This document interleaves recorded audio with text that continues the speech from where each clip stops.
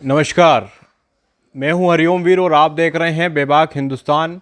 चुनावी माहौल की सरगर्मी तेजी से चल रही है और वो मध्य प्रदेश की सियासी एक तरह से देखा जाए तो तकदीर कहीं ना कहीं लिखी जानी है। वो मतदान की तारीख कल है और आज हमारे साथ चर्चा करने के लिए मौजूद है संतोष जी शर्मा, जो भाजपा के वरिष्ठ नेता हैं। इनसे हम चर्चा करेंगे कि इस बार क्या कुछ माहौल है मध्य प्रदेश का और कल जो मतदान होना है क्या कुछ समीकरण है, किस तरीके से हलचल चल रही है और तमाम चर्चा हम करेंगे। जी नमस्कार। नमस्कार। क्या इस बार जो मध्य प्रदेश कल चुनाव की तारीख है क्या हलचल लग रही है और किस तरीके से भाजपा अपने आप को मजबूत देख रही है? निरंतर मध्य प्रदेश विकास के पथ पर है और निश्चित तौर पर फिर से मुझे विश्वास है मध्य प्रदेश के प्रत्येक मतदाता पर कि उन्होंने हम पर विश्वास व्यक्त किया है। निरंतर 20 वर्षों से हमने जो विकास किया है वो विकास दिख रहा है। अब हमें आवश्यकता नहीं वो विकास बताने की, इसलिए पूर्ण विश्वास के साथ हमें पता है कि मतदाता जागरूक है मध्य प्रदेश का और इस विकास की सरकार को, विकास के पथ को और आगे बढ़ाने का काम करेगा। मध्य प्रदेश के अंदर फिर से भारतीय जनता पार्टी समर्थित सरकार बनेगी और निश्चित तौर पर हमारा कार्यकर्ता हर बूथ पर विश्वास के साथ लगा हुआ है क्योंकि काम हमने किया है।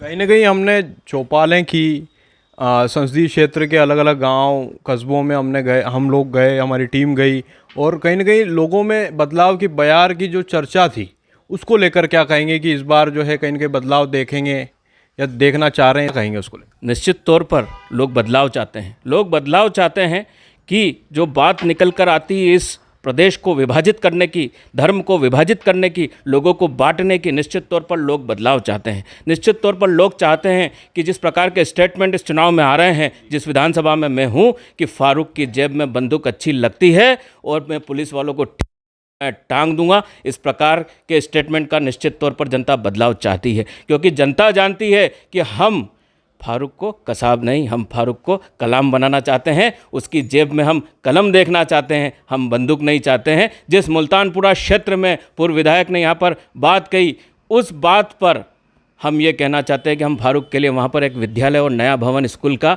बनाते हैं। ये विकास हमने फारूक के लिए किया, इसलिए निश्चित तौर पर मध्य प्रदेश में और इस विधानसभा क्षेत्र में भी जनता बदलाव के मूड में है, वो मैंने भी देखा है।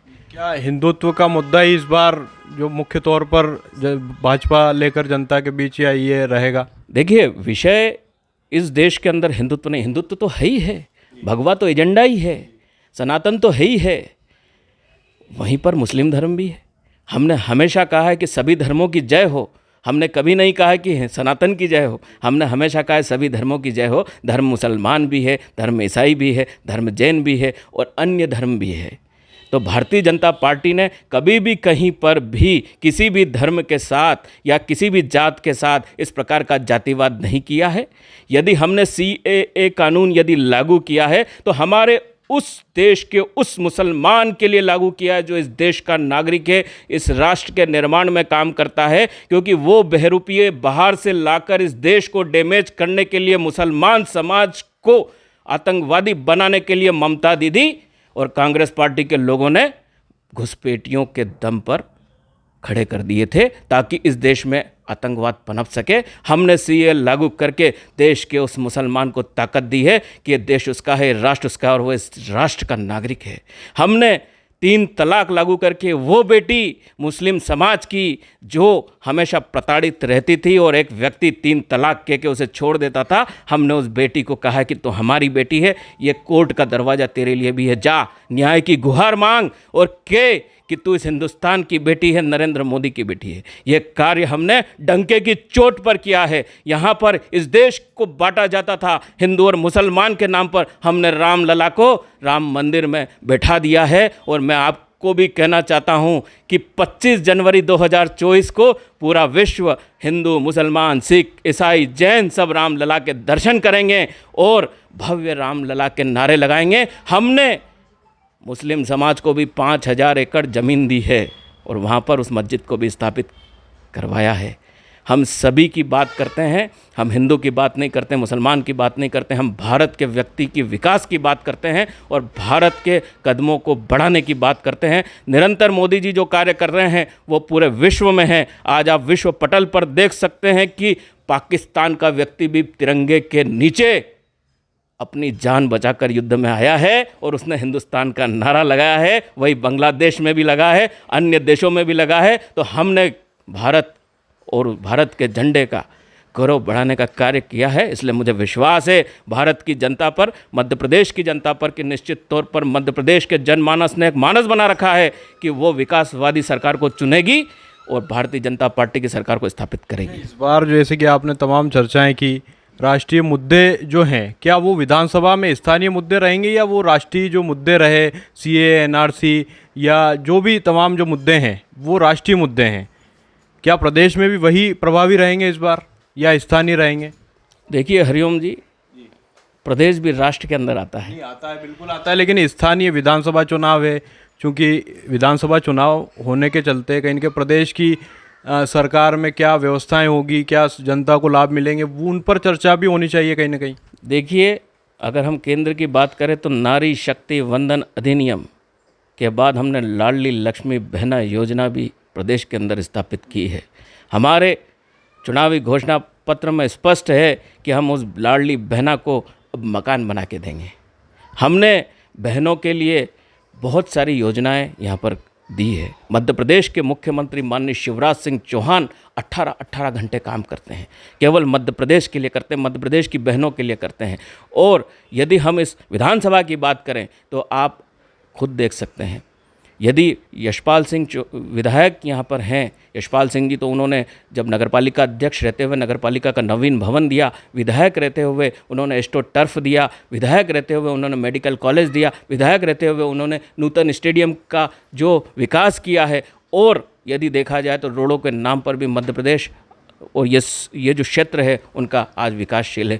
नए गांव फंटे से लेके जो हमने बालाजी फंटे तक वापस 4 लेन दी है, जो जर्जर हालत थी वो आज अच्छी सड़कों की हालत हमने दी। एलवी पॉइंट से पानी जल योजना के तहत आज शिवना में आ रहा है और चंबल का पानी मंदसौर तैयार है पीने के लिए। इस बार कई दिग्गज मैदान में है, विधानसभा चुनाव की जंग लड़ रहे हैं कहीं ना कहीं। क्या कारण रहा कि ये दिग्गज मैदान में? देखिए, भारतीय जनता पार्टी में कोई दिग्गज नहीं है, हर व्यक्ति कार्यकर्ता है और वो कार्यकर्ता अपने मन से करता है और आत्मा से करता है और वो सिर्फ जनता की सेवा करता है। और जनता का प्रेम है ये कि व्यक्ति को इतना चाहती है कि लोग उसे दिग्गज कहने लग जाते हैं। लेकिन वो भारतीय जनता पार्टी का संस्कारिक कार्यकर्ता है, जिसने एक अभियान जो पार्टी ने अपने सर पर लिया है कि इस देश का विकास करना है, हर क्षेत्र को विदेशी जो आज हम बातें करते हैं उसके समकक्ष ले जाके खड़ा करना है और इस भारत की अर्थव्यवस्था को तीसरे नंबर पर लाना है। इस सोच से भारतीय जनता पार्टी का व्यक्ति जो है, कार्यकर्ता जो है, वो कार्यकर्ता है, कोई दिग्गज नहीं है, सब समान है, सब कार्यकर्ता है। बार शिवराज सिंह चौहान का नाम कोई मुख्यमंत्री के तौर पर नॉमिनेट नहीं किया गया, और भी इतने सारे दिग्गज हैं जो कहीं ना कहीं लोगों की जहन में है कि क्या वो भी मुख्यमंत्री हो सकते हैं। तो क्या कांग्रेस का जो नॉमिनेट चेहरा है कमलनाथ है, कि भाजपा का कौन होगा? भारतीय जनता पार्टी ने कभी भी विश्वास नहीं रखा है इस बात में कि किसी चेहरे पर वो चुनाव लड़े। भारतीय जनता पार्टी कार्यकर्ता बेस्ड पार्टी और हर कार्यकर्ता शिवराज सिंह चौहान है, हर कार्यकर्ता नरेंद्र मोदी है, हर कार्यकर्ता कमल का फूल है। वो ये नहीं देखता है कि कौन खड़ा है, उनको कोई लेना देना नहीं है कि यशपाल जी खड़े हैं, जगदीश देवड़ा जी खड़े हैं, माधव मारू जी खड़े हैं, दिलीप परिहार जी खड़े हैं, हरदीप सिंह जी डंग खड़े हैं। वो केवल एक चीज़ जानता और एक चीज़ समझता है कि जनता का विकास यदि करेगा तो कमल का फूल करेगा। इसलिए उसे विश्वास है कमल के फूल पर और वो कार्यकर्ता की तरह काम करता है। रही बात मुख्यमंत्री की, तो मुख्यमंत्री तो एक तरीका है, सिस्टम है कॉन्स्टिट्यूशन का कि किसी भी कार्यकर्ता को वो पद दिया जाता है ताकि वो सुचारू रूप से इन व्यवस्थाओं को लागू करा सके। तो भारतीय जनता पार्टी चाहे किसी को भी, आपको भी मुख्यमंत्री बना सकती है अगर आप भारतीय जनता पार्टी के कार्यकर्ता हैं। तो इसमें शिवराज जी, नरेंद्र मोदी जी, मैं, वी.डी. शर्मा जी, नरोत्तम मिश्रा जी, नरेंद्र सिंह तोमर जी,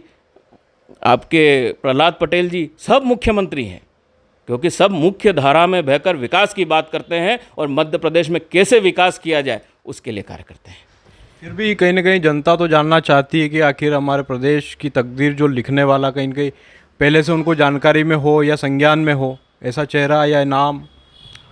भारतीय जनता पार्टी का हर कार्यकर्ता चेहरा है, क्योंकि वो विकास की बात करता है और उसके पोलिंग पे काम करता है और वही जाता है घर घर में संपर्क करता है, वही जनता मानती है कि उसके लिए वही मुख्यमंत्री, क्योंकि जनता उसी को कहती है कि हमारे यहाँ सड़क नहीं है, हमारे यहाँ पानी नहीं है, हमारे यहाँ ये व्यवस्था नहीं है। तो हर व्यवस्थाओं को लागू करने वाला व्यक्ति मुख्यमंत्री है। रही बात मुख्यमंत्री की, तो शिवराज सिंह चौहान साहब जो हैं अभी मुख्यमंत्री हैं और मुख्यमंत्री हैं। मेरा आखिरी सवाल कि रोजगार और किसानों को लेकर क्या कहेंगे और किस तरीके से ये चुनाव का समीकरण में?